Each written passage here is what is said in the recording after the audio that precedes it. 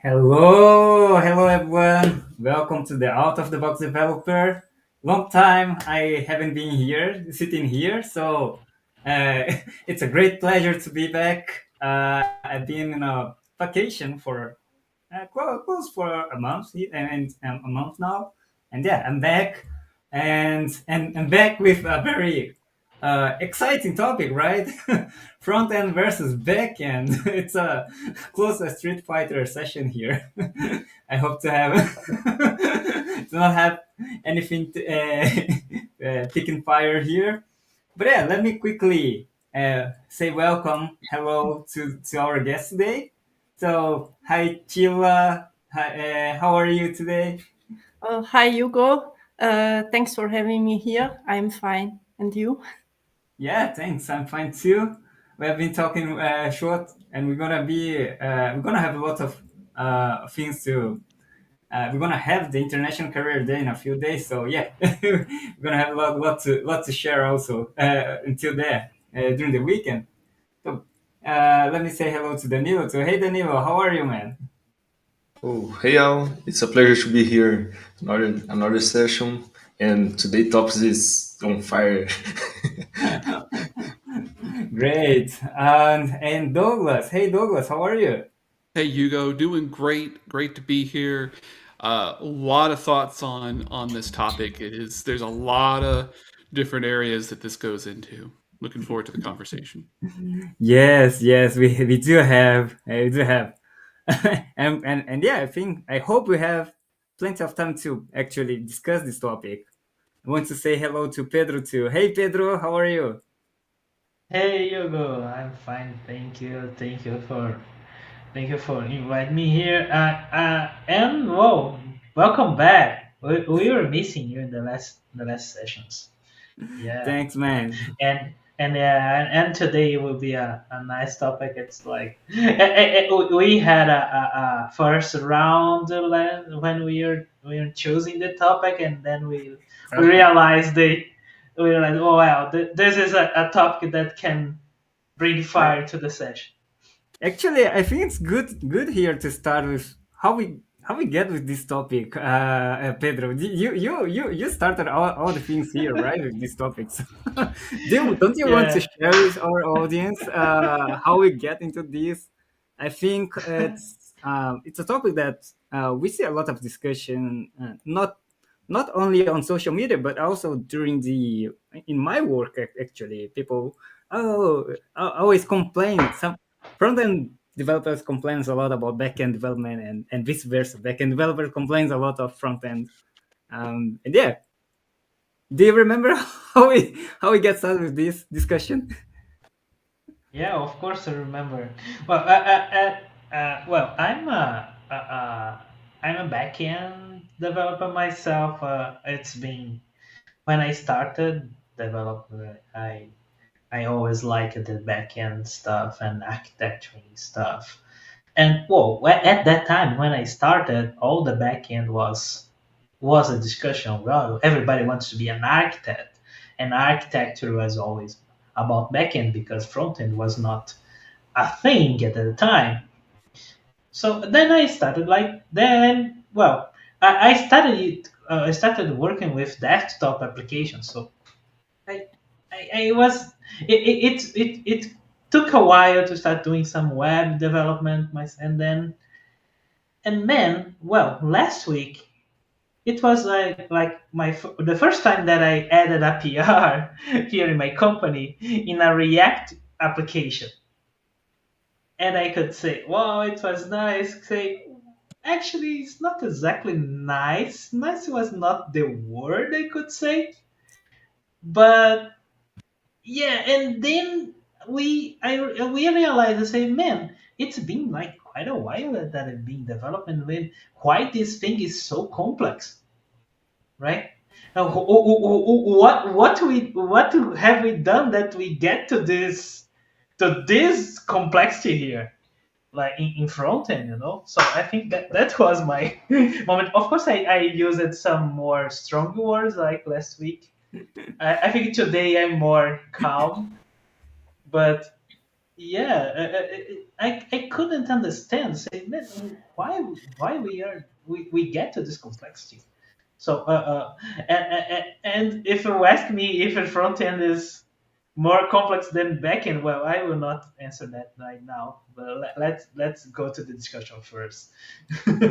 Yes, and also before going to the discussion, before passing the word for some of you guys, let me just say for the people that is watching us here right now, can you share with us here, just to know for who we are talking with? Uh, are you a more backend developer? Do you see yourself a front end developer, or maybe you see yourself a full stack developer? Can you share a little bit and also your opinion about which do you think it's more complex? So paste here on the chat so we can also float this discussion with more point of views. But Just then, remember, your Whoa! comments are The public. first comment is Puppet. Can you put that on the okay, screen? we do already have a comment here. So, oh, Basler Yeah, said, Basel, our Java champion.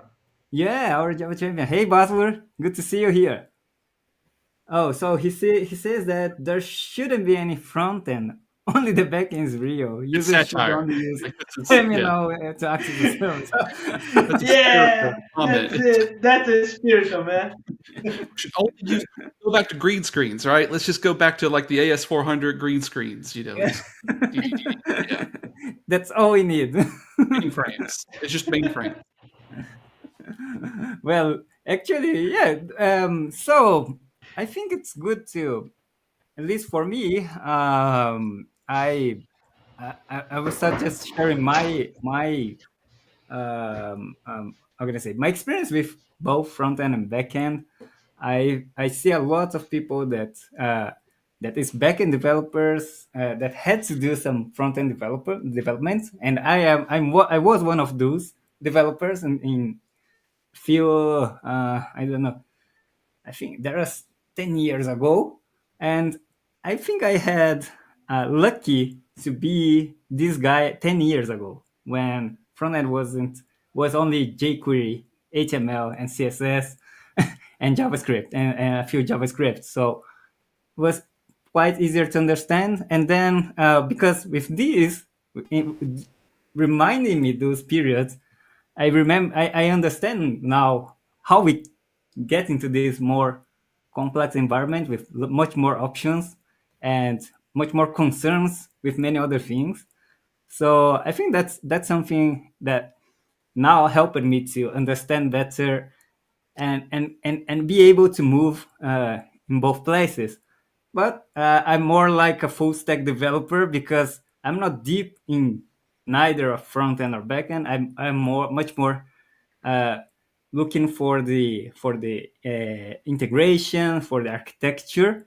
I can help in both places. I can play well in both places, but I'm not the guy that understands very well the evolution of each place very deeply. So that's why I can say I can try to define myself as I can navigate in both places. Maybe I'm more full stack because of that. I'm not the deep specialist in neither of both. And yeah, how about you guys? Yes, that's the problem with full stack development. So also my experience is I am more a backend developer, but all the time I am also doing some front end stuff. And as many of you, I started with HTML, CSS, things like that, because at that time that was the only thing that existed. And then all those frameworks they came much later, you know. And with the ASP was a thing, and the GSP servlet. I made a lot of development with JSP and servlet. So that time, first you were started with some client side stuff, and then you switched over to server side front end development, and then you go back to client side again. So there are some waves in all those development in front-end development, I guess. I would say that my experience was about the same, right? When I got started, the first website that I was ever paid to work on was a I did it in PHP because I just needed quick templating. I wasn't doing any database access. It was a static site for a business that they paid me to put together, and it was really like the perfect solution for the problem I was trying to solve. But on the other hand, even by the time that I had done that web development work, I had also done quite a bit in in other code. Like by the time I got to that point, I knew several languages, C++ and you know C# and stuff like that. So I actually had like quite a large amount of experience with writing code. It was just that was the first website that I needed to put together.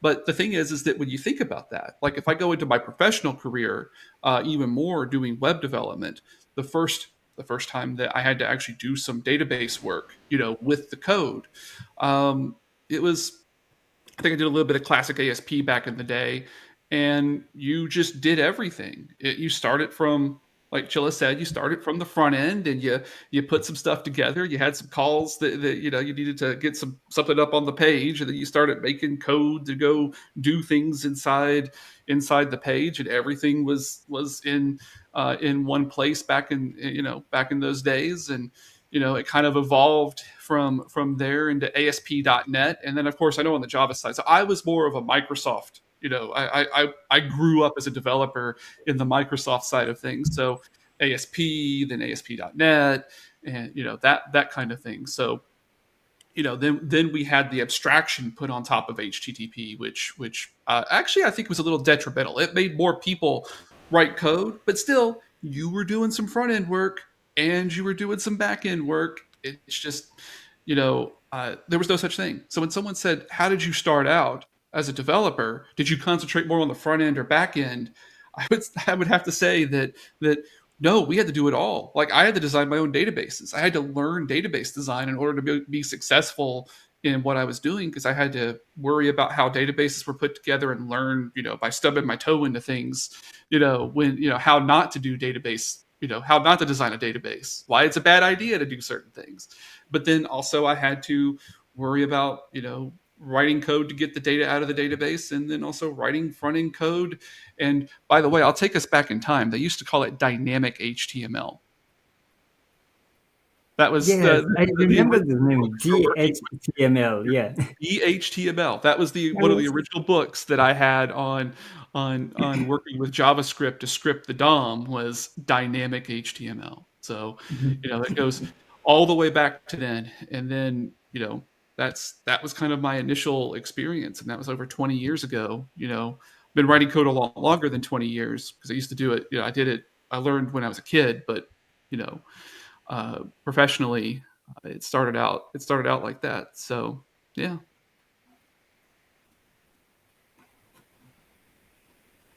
Oh, I can share my experience here. As Yeah. Douglas and Sila shared, I started doing some PHP pages, static pages. That was a moment that, nothing else than PHP and some HTML codes, and nothing to render, no database.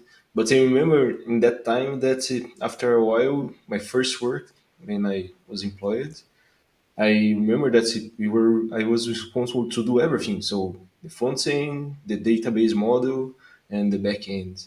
And today we have both of parts are mostly separated. And then I decided to follow the back end path. So as Pedro mentioned, he's a backend, so it's been a while that I do not do open any pull request for front end. So it's something that I just decided to follow another path.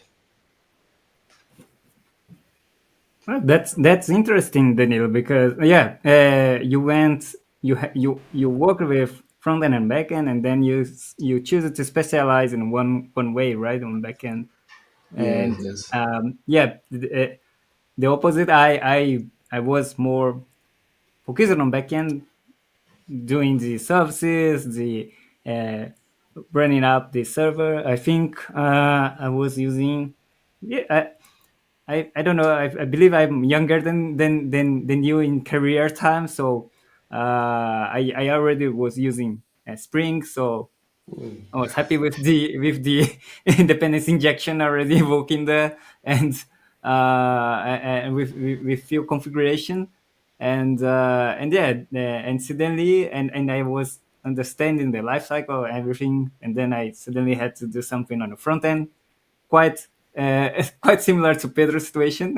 I was dropped to the front end, and then oh, how do I make things work here? I don't know what is the life cycle of things, how when it does starts, when it does ends, and it's totally different from what I was used to. I remember all those complexities, and yeah, that kind of reminds me about um, many things here that you told about experience. Remind me about the history of I think of the front end, right? I don't know much about PHP because I never had used PHP before. But when I started with front end, it was already HTML, CSS, and JavaScript with jQuery. So it was an application.js, and a big application.js file that has everything, and we import things there. Actually, we are importing scripts from the HTMLs, if I'm not wrong here. Script And tags, yeah, with the yes, source yes, specified. You could CDNs or through, exactly, basically, yeah, exactly. yeah, or your And own we put script the file. version, and it just when the HTML is loaded, it just starts download everything from the CDN, and then you have to cross your finger that anything is not broken, and then run your application. And that was the biggest concern with the actual situation, right? um, when I see that, and now we do use npm or a node package module manager, so we can have a bit more control over what version we are using, what kind of feature is inside that version, and we do download it before, bundle it, uh, transpile while try to validate it before pushing the applications to the front, to the client. It's a lot more complexity, but Yes. also in the same time, there are some benefits over it. I jumped a lot the history, right, from that when I started to now, and I think now we have other ways too. But yeah, I when I talk about uh, seeing a bit of this evolution, I see a lot of okay, because I had that problem in the past. I can see why we are having these things now. Not maybe not the best yet, but I can understand why we move it to this path. And I don't know if you guys see the same way. I think in the discussion we have some different point of views too. I think it's a great idea to actually share here. Well, And yeah, go Uh, ahead. Yeah. can you just add here a comment from? We have some comments in our. Oh, good. Uh, yeah, that's just for to hear. Basil is commenting as saying, "Well, personally, I'm not a fan of full stack concept. The idea that you can excel in everything is a romanticized notion that looks expertise." And he continued, "In attempt to be a jack of all trades, you risk becoming a master of none." That's true. I actually agree with this notion to a certain extent. If you try to do everything all the time, you're never going to become an expert. Here's the only argument that I've got opposing that stance. If you spent 20 years in the field and you got 10 years of in-depth knowledge from each side, you can architect backends because you've spent years in a row working on backends, and you understand front end really in depth because you've spent years of your life in front end code in a row. right? Then in essence, you've led the path of front end and back end. But yeah, someone who just starts out saying I'm a full stack developer, they're not going to have the specialized knowledge from both the front and the back. And the interesting thing about software development, and this is the thing you learn over the years with enough time, is that the fundamentals of software development do not change from the front end to the back end. The fundamentals of software development, um, some of the things being like writing maintainable code that you can, that isn't trash or spaghetti code all over the place.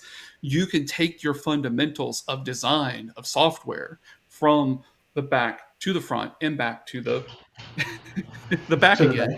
back. Yeah, I'm trying. My brain just went whoop right there for a second. But the thing is that I think in essence, trying to come up and say I'm going to be a full stack developer is, at first. Let me explain this. My opinion, and this is because I've taught a bunch of people. I've taught full stack to help people understand where they want to be. When I used to teach at a coding boot camp, I taught a 20-week course. It was, we went in depth in both sides.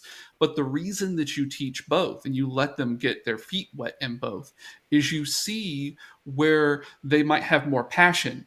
Do they really enjoy working in the server side, or do they want to craft beautiful interfaces that come to life for people on the front end to be able to use?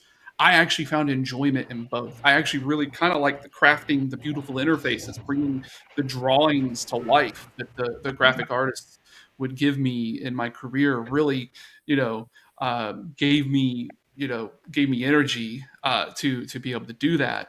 But I also had a lot of time in my career to really in depth understand backend concerns, learn databases. I used to write, and some people might disagree with the way that we did things, but this is the way we did things, right? You can't go back and change it. I spent a lot of time in stored procedures. SQL was something that I spent years of my career in too. So some of those days where I'm working in the back end, I might spend half my day sitting in SQL queries, writing stored procedures and understanding databases and understanding how to store data, indexing practices and stuff like that. Because I didn't always have a database administrator to help me out with how to best design things. And I learned to always question again what I'm trying to get at, and I'm going to stop. What I'm trying to get at is the fundamentals of software design for performance, for ease of maintainability, um, just other patterns and practices that you might want to have when you're doing development are in every layer of development. The fundamentals are all there. But you do need to specialize. You need to spend time in each one of those, serious time in each one of those. And if you never want to go to the front end, look, don't ever go to the front end. If you don't want to be there, you're going to hate your life if you go there. Y'all know this. Um, you know, I'm just saying that go where you want to go. But if you do happen to have the time to learn, you'll start seeing the similarities between all of them, and you'll understand. I have more to say on this in other areas of what we're going to talk about today, but I think that's it for me. Cool. And what about I was that's a really interesting point, Douglas. I was thinking right after that discussion we had. I think it was on the Monday, last last week. Monday, right? Yeah, Yeah. we started with all this, and I was thinking about but we do always say to instead of looking at being attached to, well, backend or front end, they are both ways to solve. They are both solutions to for some problem, right? And we do always motivate people, incentive, keep saying for people to focus more on the problem that you want to solve, and then there will be solutions that we will need to use that. And I was more like that because I have to use both. I have to start with Mhm. backend and have to go to the front end because my application has a lot of problem in the front end, and I have to solve there. So in the end, it isn't even what I like to do. It was what I need to do at that moment, and I Yeah. believe that's true for many people. Like Pedro just shared with us, I believe that he's not very used to front end, and he had to solve front end problems, right, Pedro? Interesting enough that when I started working with frontend, it was like desktop frontend, Hmm. and at that time, frontend at that time was, well, of course, we're talking about Java, right? We're not talking about Delphi or VB, right? That we could write, you could write the front end using the drag and drop interfaces. That was So .NET, Ja- ASP.NET. Yeah, that was yeah. Delphi didn't do that. Delphi, yeah, Oh no, Windows. Oh, you're talking about WinForms. I'm sorry. I thought we were talking about web. Yeah, yeah. No, no, Delphi no, was no, a no, no. I'm talking about desktop, right? That desktop desktop applications. window. Yeah, WinForms or Windows like Yeah. So form. in the Yeah, phones, or well, it would be like Delphi or VB or Visual Basic. But yeah. well, when I was working with Java at that time, so it was Java Swing, Swing. and when you have a big Java Swing application, you start to have like a huge amount of code, because Swing there's it never it uh, uh, uh, is never a uh, visual stuff. All visual stuff, you need to write code for that, right? And then we can see that all front end development was going to that model, that structure. We had that in desktop, because we had to write code for everything. We had that Hmm. in Android. If you look at an Hmm. Android application, Android, it's a massive amount of code. There is a small amount we can write in that XMLs, and at least in the old Android, right? And then, and when web started, it was not like that, right? Web, it was mostly the the the HTML and CSS stuff, and and and some JavaScript. Most of the logic was in the It's, backend. yeah, it was in the back end. Yeah, and I mean, So so even back. Yeah, yeah, what am I saying is that the division was like, at that time the division was clear. We had the HTML to and CSS to make sure that the front end looks good, and we have all the logic running back end, right? And all this 700 pages, we have like JSP, PHP, JSF, and everything, right? But then I remember the moment I wrote a small post in my blog 2010, when Google Chrome was starting to grow, and and the JavaScript application was starting to grow as well. We had at that time like some good frameworks like jQuery, Dojo. Remember Dojo? uh-huh. And uh, uh, uh, Ext, and there was some EXT. Yeah. yeah, ext exactly. And then the JavaScript was started running in the browsers in a very good way. And then suddenly, I, it looked for me, it was Google that started with it, but Google, all the big ones, right?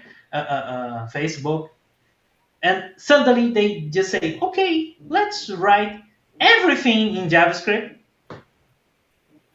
all the logic of the application, and leave to the backend just APIs, and then we can consume, and we do all the entire logic here. Not entirely, of course, but like a big amount of the logic, Mhm.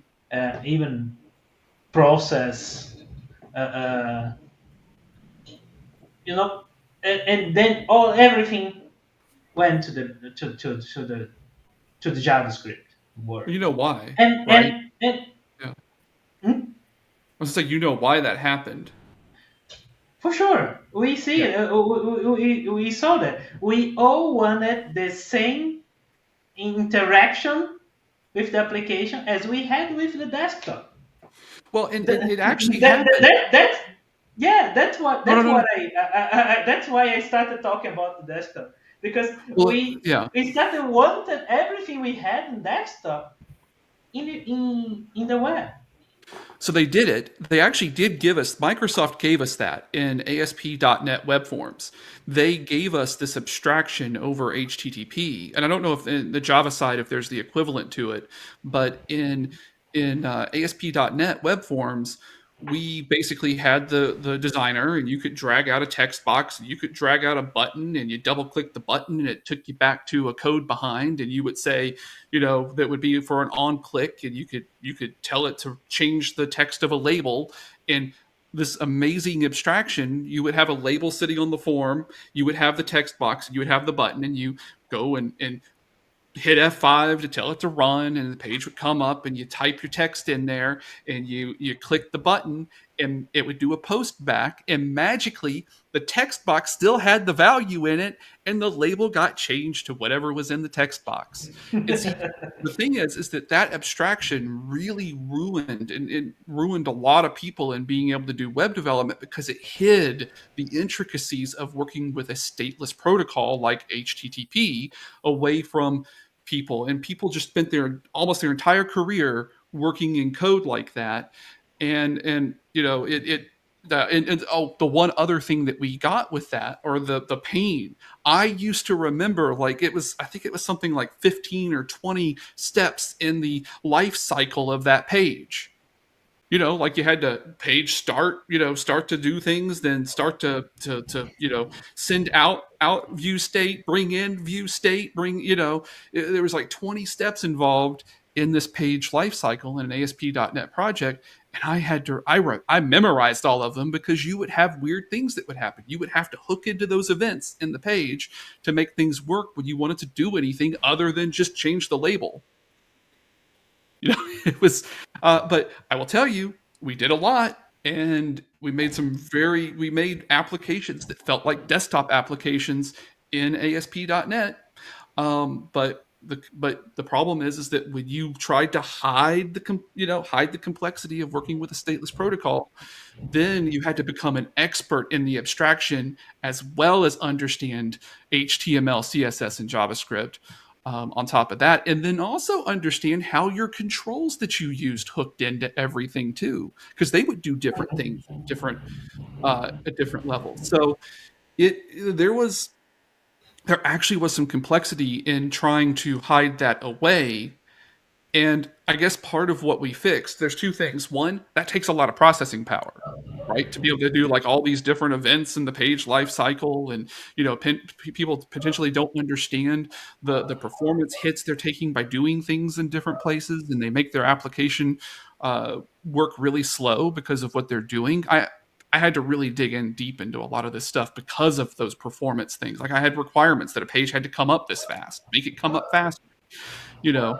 And so the thing is that one thing that we got to do is we had pages that came up a lot faster when we just started sending JSON from our from a REST API all the way over to the client. The client could actually do something a lot faster with it than the time it took for us to actually render everything out. We were basically, what we did is we created an edge computing resource off of everyone's desktop computer, instead of doing all the processing on our own server to render HTML on the server side.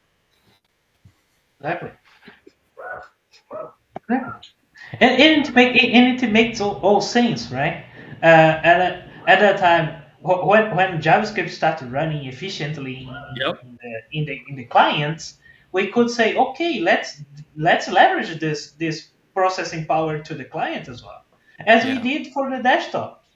So it made all sense, right? And then suddenly all that idea that we had, that, oh, we had only HTML just to style stuff and everything, and all the processes will be in the backend. We are dividing all the process, putting many process in the client, and then we needed frameworks that could do that Hmm. in a bad way, in a good way, right? And then we could see like all the frameworks this kind of fighting each other to be, oh, which one we can lead to this good performance, good implementing good business process, and having a good structure of the code, Right. right? In a way that the developers could work and many developers could work the same the same code base. Of course, we still not there yet. Probably people we still It's struggling, close. I think but that with it's some front but end, yeah, yeah, I saw that all the stuff they are doing with micro front end and stuff. We can see now. Okay, now we can see they actually can work separated in separate teams and almost separate code than in the same application. But yeah. what I can say is that we we have lots of work to get what we have today, right? So that's why if I start today and say I lose everything, I didn't see all this. I didn't work with front end since like 10 years ago, and then if I start suddenly today and say, oh my god, this is It's it's crazy. complex. I mean, people don't Crazy. understand. That's the whole point. Is that there's a lot of context that people don't get anymore because of the fact that these frameworks exist again that hide it away. They're almost doing the same thing that ASP.NET Web Forms did, which was hide away the complexities of dealing with HTTP. Now there's people that claim they're jQuery developers. There's people that claim they're React developers, and if you teach someone only from within the frame of React or only from the frame of fill in the blank, Vue, Mhm. Astro, Next, whatever it is, if they only learn from there, they don't understand the reasons why things are the way that they are. They just accept it. So that learned helplessness. They're just like the elephant who had been attached to the stake in the ground for its entire life, and as a big old elephant can't move because they don't think they can move. It's the same kind of thing where you basically look at every problem as if it should be solved by React, or you look at every problem as if it should be solved by doing some development in Angular. If you were kind of raised up that way, where we had the advantage of basically we saw it all come up from scratch, and we could even see the fact that now what is old is new again. Do you know that they're trying to do server side rendering, like they're putting React on top of server side rendering? They're like taking the entire like blows my mind away. When we did it in ASP.NET, when we did server side components in ASP.NET or web controls, it was string concatenation. It was a string builder. It's the fastest you can get on a not JVM. Don't yell at me, please. Um, on top Oh, of runtime. Microsoft guys will kill you, man, and Java guys as well.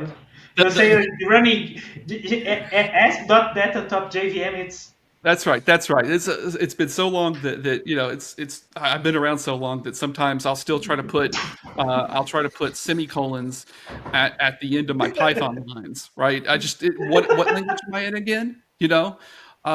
But the thing is that with with all of that, we already had server rendering happening. It was string concatenation, but you made your own components and you could it was visual. You could take and drop your visual component onto your form and it would handle rendering. We've been here. We've done that. Except now what they've done is they're adding a 600 megabyte node modules folder on top of it. Man, if you npm install enough times in your code folder, you're going to run out of disk space, and you won't even realize why. It won't be like, what is going on here? Why is that? You know, why am I using 100 gigabytes in my code folder? What's going on here? you know, uh, so oh, I mean, we have a yeah. hello from PVZ here. Hey PVZ, hello. Hey, Yeah, We are here. not just Hey, and PVG. man, guys, if you are hearing us today, if you wanna put some comments in the chat here, please add that we love to talk here, and we are all old, so we have like years of In stuff to my talk. day, So, when Not I so was a old. kid, so please go Speak to for the comment yourself. and oh, say we for used to this. code our Okay, front end. yeah, I Yeah, know you're not that old. I can say I we understand. used to code our front ends uphill, going to work, and code our front ends uphill going home from work. That's the when I was a kid, we used to have to walk to school every day, and I walked to school uphill and walked home uphill every day. No, I'm just saying that that's the Okay. same. That was a reference to that what my grandparent. You hear that from your grandparents or something like that. I had to walk home. I had to walk uphill both ways. Both ways. Oh, it, it but- it's some kind of hard, I can say. Yeah. Yeah, in the snow while it was negative. While it was 100 degrees outside. Like I said, it was just ridiculous. It's meant to be ridiculous and make you go, it doesn't make sense. But no, the thing is that yeah, we definitely have a lot of stories and we've been through a lot in development period. So, you know, comments are Yeah, good. we said for we sure. said here hello to PVZ, but also Vitor Queiroz from Brazil here just posted Oh, sure. a while back. I think we missed his Hey, message Victor. here. So hello Vitor, hello PVZ. Yeah, please add your comments here, add your experiences here about backend and front end. And then go ahead, Pedro. You were to ask something? Oh no. No, Uh, okay. Okay, well, yeah, I think it's yeah. About server side rendering, I'm totally with those. It seems to be doing back what we were doing. I think it reminds me many of that. I remember the Google had a tool we someone told here while we are discussing, right? Google uh, something in Java Google, that Google it's Web rendering. Google Toolkit, Web right? Toolkit. Yeah. Yeah. What's the name? Google? GWT, Google Web Yeah, Toolkit. yeah, Web I, Toolkit. Yeah. I, I work in an application with Did you in work at that? GWT. Yeah. Yeah, It's something similar, right? Google Web Toolkit is something really interesting, right? It was like the first time they say, okay, so let's. I know everyone want to write some big applications to the web, so let's do that. But let's choose a I will flame now. I will make a flame. Let's choose a good language to use in the web. So we're not going to use JavaScript because this is not a good language. Oh my god, people are gonna kill me now. And so You will be canceled. Let's use Java to compile to JavaScript. And they create like very interesting applications using this stuff. Like a not known one like Gmail. Have you heard about it? Yeah, I think they use that for Gmail. They start this thing for Gmail, and then Mm. they people could use that, and then they just I don't know if Gmail is still GWT, but when they started it Probably was. not. Like very far away from that. Yeah. I mean, Yeah, yeah. Ah, I And see. Well, George Tavares is saying Vaadin is a framework inspired by GWT. Yeah, mm. Vaadin is really interesting as well. Vaadin is one of this stuff you say, okay, let's use Java to implement everything, right? And you use And to Vaadin. implement front end as well. And let's not put any difference between back end and front end. So you write your front end as you can like inject your Spring Bean to your page, and you're good. And all this stateless protocol we have in between the two are abstracted for you. So Mm. you pay a price this for is that. Then for sure. But For Always sure. trade-offs. There's never solutions. It's always trade-offs, and that's where it's kind of Yes, interesting where, there was another comment by Andres, where, the monolith server application, right? One of the other cons, like one of the things that's wrong not wrong, but one of the trade-offs that you make when you have a server-side rendered application that everything is within it is usually it's also maintaining some sort of state as well. And there were issues with that. Like, I mean, you had to run, server farms, and from the Microsoft side of things, to have servers that shared state. There were you want to run multiple servers and that kind of thing. There were things you had to do to make that work, because everything was like a cookie based authentication at that time. We really didn't have, we didn't have JWT. I mean, we're really going back a long time here. There was one other thing that I really need to get out, which is that JavaScript was actually not even the language that it is today back in those days. And what I mean by that is not even the language that it is today, not the performance, right? The performance improved by magnitudes, but the language itself is actually a different language. And see, here's the thing. I spent years in JavaScript. So I really got to know JavaScript pretty intimately, as well as my backend languages. Every language, you could do things that are really messed up in every language. It doesn't matter. You got all the foot guns you need. You can shoot yourself in the foot in many different ways. So the idea is to learn the fundamentals, to learn software engineering, and to engineer solutions using foundational principles. And you can't rely on the language itself. But I'm going to tell you something. The browsers didn't work well. They didn't do what they were documented to do. Microsoft was really the head of that one, and on purpose too. Like, it was intentional that Microsoft made their stuff not work in a standard way. You had non-standard web browsers were a big deal at one time.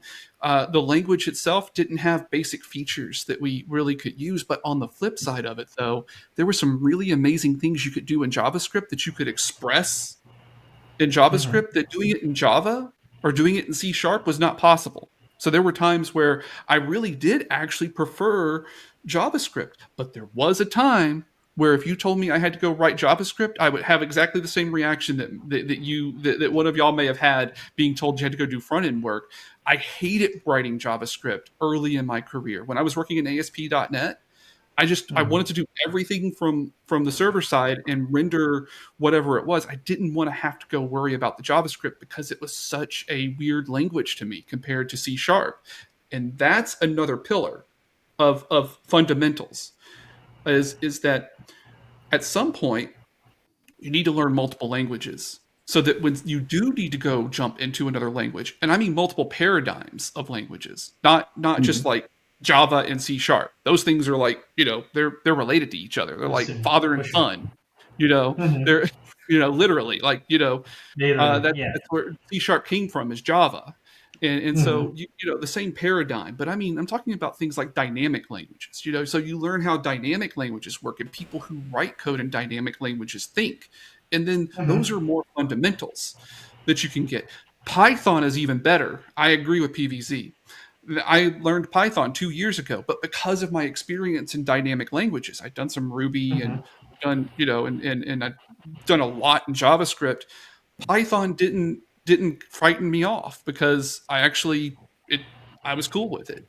The Python has some really cool features like comprehensions, that I really enjoy using. There's some really cool data manipulation stuff in Python that I don't have in JavaScript. So yeah, better Python. The thing is, though, JavaScript runs in every browser. It can run on any server that Node.js can run on, where Python doesn't run in the browser out of the box. And then I think we can open mind here to say, we all are in this stuff because the browsers only runs JavaScript. Yeah. Only. And I think it's been like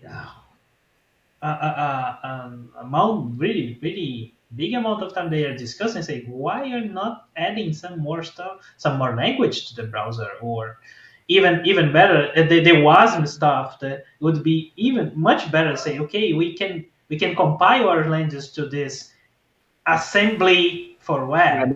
Yeah. Yeah, WASM. What Yep. was it would be it is really it would be perfect. Everyone would be choosing his own language and then compiling to this web assembly stuff as we do for everywhere.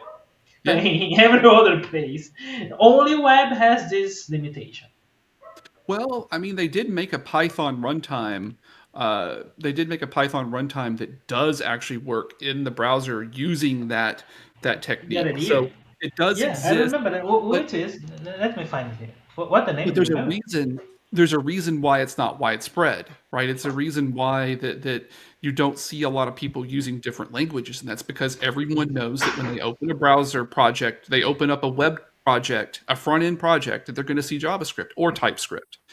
And that's kind of a convention now. It's going to take a lot to unseat JavaScript because then that means that everywhere that you go, every job that you take, you're going to need to learn how they're using a different language in the front end. It would make it to where hiring people would be, you would have to start segmenting the software development, the web development community out between people who use Python in the browser and people who use JavaScript in the browser. You might not want people who use JavaScript in the browser if Python was you were using this Python layer instead.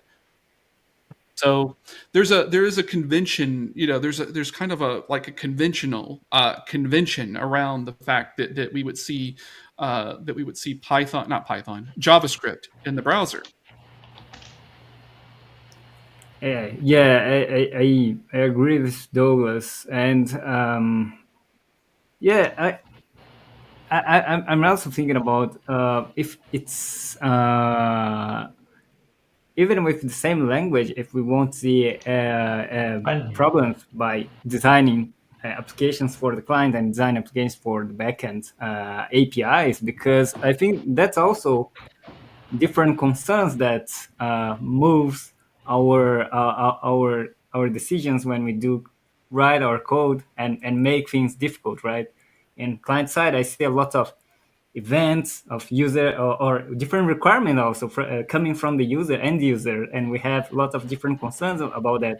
And when we are going to the backend APIs, we do design the structure of the data and the data integration and the data and the business rules there. That is much more harder and difficult to change or have or we can actually structure better than some user requirement that is end user requirement that is something more visual or more experience driven and had to be that way because it's better.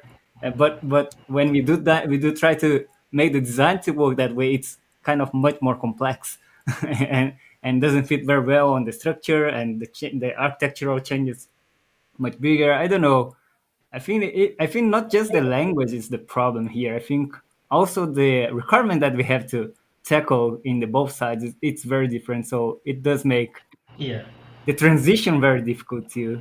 I don't know. It's my my opinion here too. I'm I just always thinking said aloud. I always said that the front end the front end was a very hostile environment, and this comes from the many years I've spent writing Still uh, environment. basically responsive websites, because your website could display differently on different iPhones. On Safari, might actually interact differently with your Safari on the Mac would interact differently than Safari on the iOS device than no iPad iOS, and between iOS might just be just a teensy bit difference where something you expect to be somewhere was not. And then additionally, Android was just all over the place. It was because people were never forced to upgrade, or because phone companies would never upgrade Android. So you had people with archaic browsers coming around from the Android side.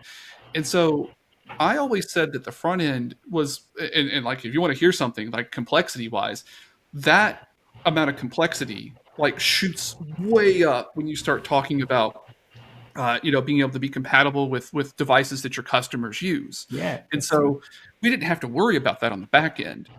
Like if you're Mhm. doing strictly back end development, it's like, do inputs come in properly and outputs come out? Yeah, we're good. Yeah, make it work on the front end, guys. Bye. And I've been on both sides of that. I mean, I've done Yeah, both I've Yeah. been there. Hey, I've been yeah, Andres is saying that you control the But seven environment, but you don't control the client side. Yeah. Yeah, it's yeah, hostile. that's true. The client side is a hostile environment that you have to try to introduce constraints, and that's when sometimes, depending on how much people wanted to use your stuff, you could even put in there checks to see if the browsers were supporting the things you needed to support, and if they were of the certain versions that you needed. We plenty of times said that we only support Chrome now because IE just doesn't actually do anything the way that we need it to do. So sorry, download Chrome if you want to use our. But we had to be a site that people absolutely had to. They were paying us to use our stuff. They were actually paying us good money to use our site. So they Hmm. basically we overrode. Like you didn't want to allow Chrome on your network. Sorry, you're going to install Chrome if you want to use this. Don't buy our product if you don't want to use Chrome Mm.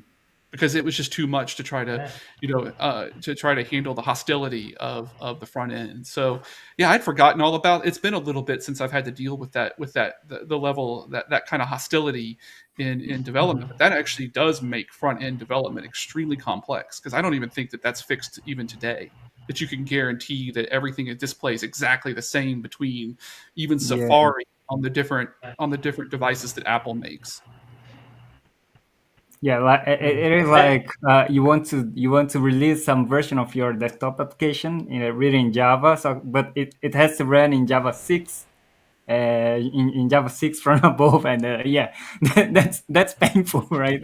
In the same way, maybe if you don't. I'll give no, you not the same way. Not the same way. Java, you can say that Java has like some a small number of version you may need to use, and you talk about browsers. You're talking about like Yeah, you thought, thousand. yeah, in my, yeah, of course, yeah. you're right, yeah.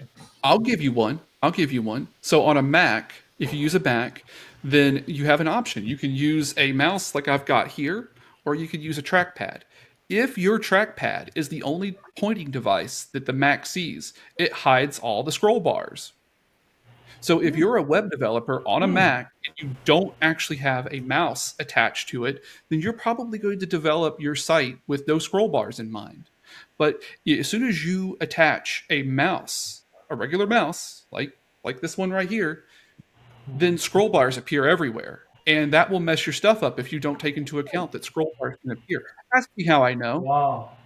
because I I didn't did know this. I that. used to only use a trackpad, and one day someone came to me and said your site's broken. I'm like, no, it's not. And they came and they showed it to me, and I'm like, what are those? Show up on your. Oh wait, you have a mouse. So just a little tip out there, if you're doing web development and you don't have one of these connected, you may not actually be taking into account that some people will have scroll bars and they will show up in whatever elements that you have rolling off the screen. You think that it's like seamlessly in the page, but when they connect a mouse, they're going to be scroll bars in these elements that aren't even up against the window. It's just going to change the whole look and feel of your site, and it's going to change, it's going to change how the content gets placed. Hostility, like I just added a new element to it. Yeah. Well, well, I think we are getting to the end of our time today. So let's make the last question is what is more complex, so front Answer end me. or back end? Well, let's vote here. What do you think? Who wants to start, actually? who, I'll vote. who has? Oh, Yeah, go ahead, Douglas. please. I vote for the. When I came onto the show, I was going to vote back in, but after remembering some of the escapades I've had to deal with, I'm going to say that the front end is the most hostile environment you could ever work in, and everyone should have a lot of respect for front end developers. It's very complex. It's not deterministic. So, yeah, What? I would say the front end's a lot more complex than back end, which is very deterministic, depending on how well you write the code. Yeah, I have to agree with Douglas about this. The environment, I think it's one very heavy concern we have in the front end. You don't have the control over the environment that will be running your applications really hard. And we haven't even entered in the discussion about all the libraries, all the framework that is released all the time. And if we take very famous libraries like Angular that changed in one version to another, totally changed the API, and everyone had to migrate it if they had to migrate. And I don't know what who didn't migrate. I don't know how they handled this issue. And React also changed a lot during this evolution. I think it's a good idea to change. Of course, they are changing for a better way, but yeah, but you have to keep up to date with that, and that is difficult. I think there is no standard or something that drives the development. It's full of options. I think having lots of options, it's always much more complex because you have to choose from those options. And and for someone that is doing trade-offs of libraries, if you like to do proof of concept, well, you have difficult time doing proof of concept of each of these options that you have. So that's also something brings complexity, but doesn't mean that you can't. It is not a backend also have their complexities, but yeah, some of those difficulties. For me, I think it's more. It's yeah. From it end up for me have this heavy that is that made it feel more complex. Yes, I agree. so, so my opinion that backend is more predictable somehow, for me at least. Mm. And Yeah. with front end, I share the experience from Douglas because I was also struggling a lot with testing for different browser versions, not only for different browsers, but different versions of that browsers. And then you also had a mobile device, and we had some applications we had to first say, okay, we want to test. We have this list of browsers and versions that we have to support, and it is a huge thing to test everything. And what you said, you go with all those libraries, I agree. And then you have all those not only changes in the framework, but the libraries what you are using and the wrappers of those libraries. So it's going to be very complex. So at least from my experience, I would say front end is for me more complicated than backend. Well, what I think, in my opinion, is I can't. The problem is, in like some years ago, if we ask that question, it would be much simpler to say, oh, backend is much more Mhm. complex, right? We can.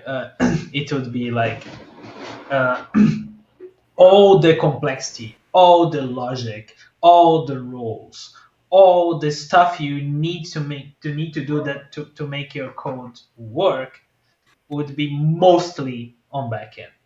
So all the complexity will be there, right? And then the backend was the was the basis of what the front end was showing. Always.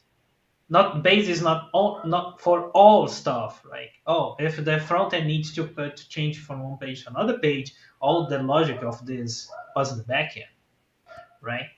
So today is not. Today we have lots of this logic passing to the front end, right? But I still think that we are in in different moments in time from backend and front end. Today we still have like a wild problem in front end that we don't have today in backend, but we had that before. We passed that moment in backend. Today in backend we still have lots of languages. How many Mhm. languages do we have for front end, right? Oh yeah, on front end I need to know JavaScript and TypeScript, and that of course CSS, HTML. So and then we can say, okay, if you know this, you are good for front end, right? But backend, you need to choose because we have like plenty of them, right? So even today we can have like Python developers, Java developers, Rust developers, Go developers, Rust developers, Scala developers, and you need to choose.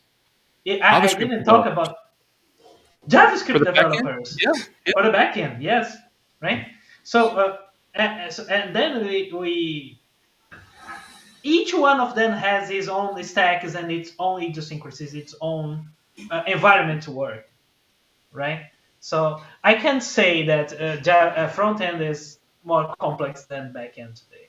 I can say that backend has passed lots of stuff that makes many of these stacks much more stable, that we can even say, okay, now I can do that in my backend, and then the front end that will need to tackle all this wild environment that they use today.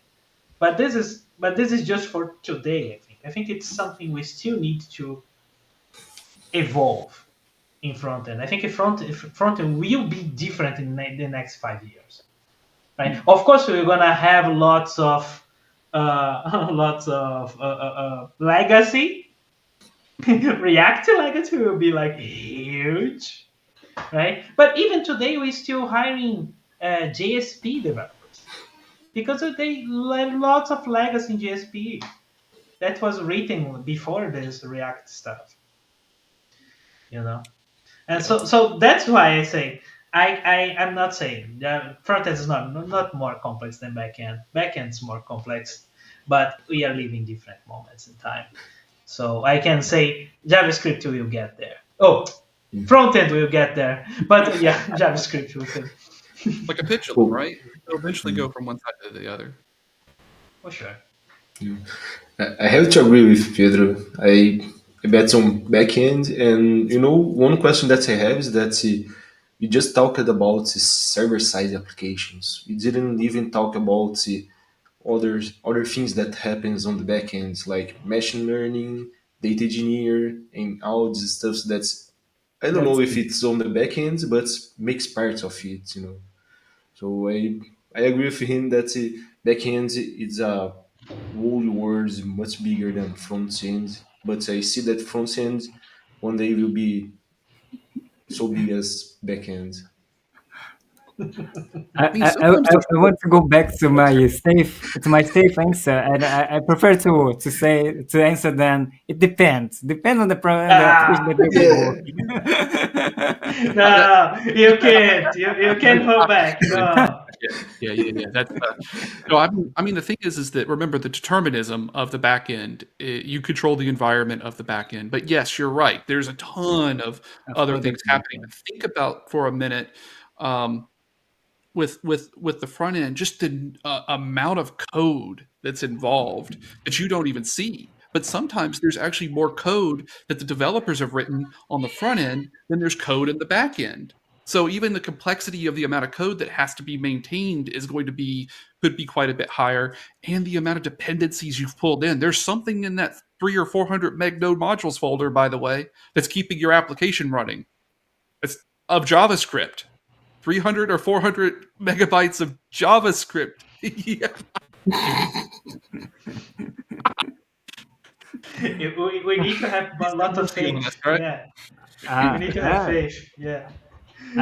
I forget to add. Yeah, we are in the very end, but I forget to add this. There's some comments in the chat here as well. Oh, we have some comments here. Yeah, Yeah. but let me just add this story about Core.js. I don't know if you know Core.js. Yeah, I It's remember this story. a Yeah. library that handles lots of polyfills for JavaScript to work in different versions in the browser, and that is an library that was maintained by a single guy, open sourced by a single guy, and yeah, he had an Russia. issue, and he went to the jail, and he went back for, I don't know, for some years, but yeah, he asked for help, for donation and stuff like that, and yeah, that's something, Oh despite all yeah. the open source discussion how to monetize and how to help or contribute or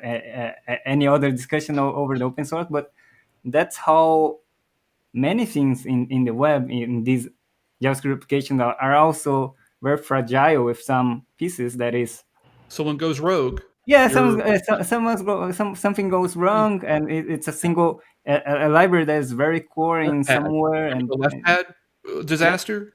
Remember left pad? Like the guy pulled left pad off of npm and like broke everybody. bug everybody. Oh yeah, that was the time. Yeah, I mean yeah, when yeah, dependency management is a real issue, especially in the JavaScript In realm the of JavaScript world, yeah.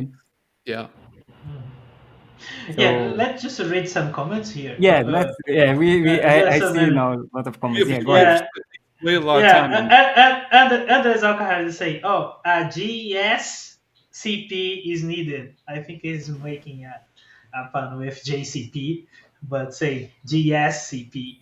GSCP, Something like okay. Got it.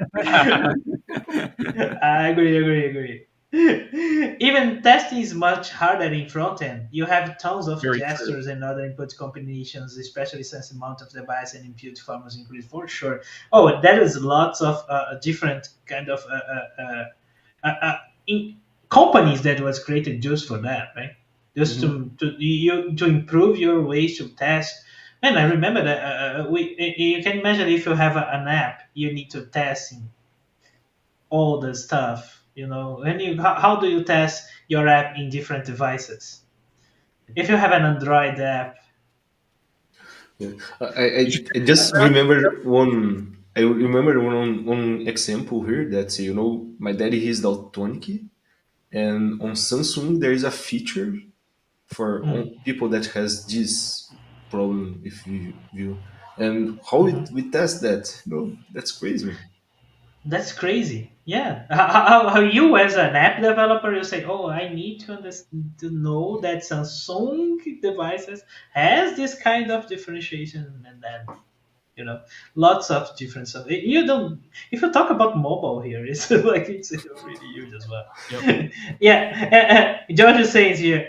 Yeah, I use jQuery for some front end sites. It is legacy, but I'm happy with it. Oh, jQuery, yeah. Who didn't work with jQuery in his life? It was a Yeah, miracle. I love it. I love jQuery at the Yeah. time. It was the only way to make sure that the Internet Explorer 6 works. Yeah, because it was an abstraction. You could write something in jQuery, it works in all browsers. Firefox, Chrome, Exactly. yeah, Yes. all of them. IE, it works in all of them. And you use the same line of code. It was great. It was great, and it has these plugins, the stuff that made it even better because we could write different plugins. They were separated, and well, jQuery was a very It's a game changer. smart. Yeah, it was a game changer for web development. And what did we say? Different type of tests, yes. Multiple DBs, yeah, multiple DBs. We can the backend still have this, but we have multiples everything in backend. And Andres say, I didn't even know jQuery is a legacy now. Bootstrap Yeah, man. removed dependency on jQuery. If that tells you how much of a legacy it is, like it was a really big deal for Bootstrap to remove the jQuery dependency, and they did. So, Yeah. but jQuery is still But it it, jQuery. it, it took it took a lot of time to Yeah. today to do that because it was there is something that jQuery did at the time that it was really hard to do. Yeah, man. Wow, it was amazing. Oh, I think we had a good conversation. Yeah, I think I at least remember a lot of old stuff that somewhere in the past I touched it on and yeah, that was amazing to remember all of this. I think it was good times too. Are you going to share some books? Oh yeah, who wants to start? Oh, Oh, I can before start. I would say that before we start sharing our books, let's remember that this week we are going to have the International Dev Career Ooh, events that we are running. So I don't have the link here. If you have it, Let me grab the link It's here. Yes, and career day. it's totally free and 100% online. So It's not totally free. There is there is some free ticket, but there is some paid oh ticket as well. I didn't Uh, know. yeah, and if someone have find the link here, please. Oh, And we all will be giving talks there, right? I will be giving a talk about about tips to use AI to get your international career job, right? And I created a new ebook for that. But it's in Portuguese, okay? So I will be sharing here. So if someone it's a book that has all the part of the let's use ChatGPT to help us in creating our CV, creating our improving our LinkedIn and and all this stuff. So I create yeah careerday.dev, and that's what I here be sharing this same ebook in my talk there in Career Day as well. Uh, can Did, we share the did, link did you here face? on the chat? Yeah. Okay. No, I can't. Can you Yeah, copy that? I can share here. Yeah. So I send the link here, and yeah. Okay.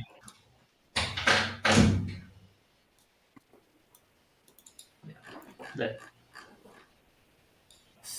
So yeah, actually, I haven't prepared a book for today. Um, but every time that I do talk about front end, I always use this. I always had to. I remember that when I developed it, I always had to use this website to understand if I can use some feature in some browser version that I that is called Can I Use? I don't know if any of you guys remember that. Yeah. So it's a well, very useful website that tracks all the features for all the many of the most popular browsers used in the world, and then you can check if the feature that you are trying the bleeding edgy feature that you are trying to use actually is available can I for use? most of the users that you are trying to target. So you can be safe by adding that into your application without having any surprise while you are doing your test, your application test. So yeah, that's one tip from my side when I was working in front end development. That's a good one, man. That's a good one.